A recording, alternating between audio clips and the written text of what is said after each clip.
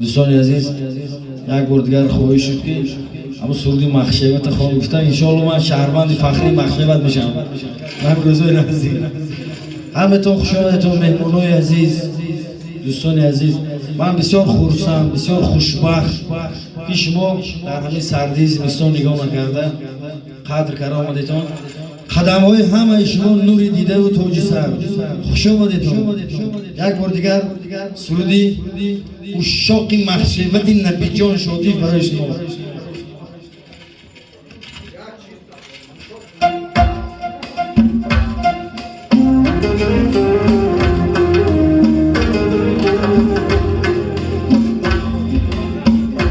یادم میرسد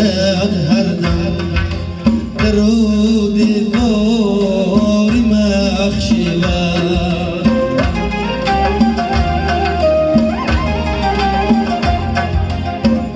دلم گم میزند هر صبح بر گلزاری مخشیبت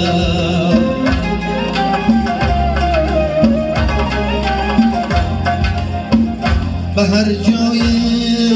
قدم مانم میگردم زود از نامش میخواهم قطره جان بخش از انهار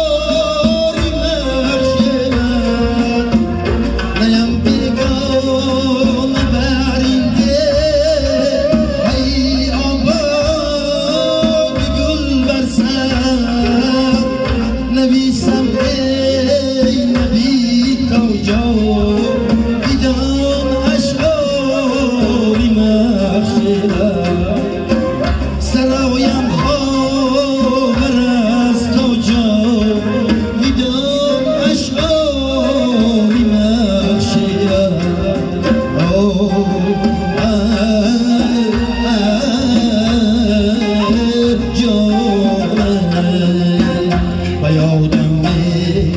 میرسد هر دم درود گاری مخشیدم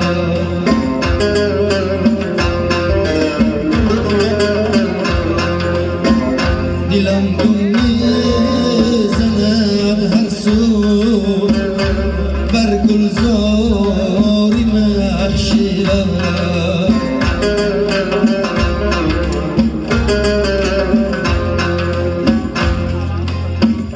به هر جای قدم مانم بگردم زود پس مانش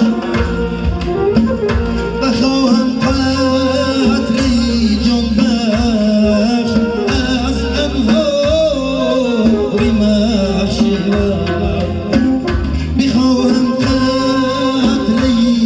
جان بخش از انهاری مخشیدم سرایم مثل این آخیر تا جاویدان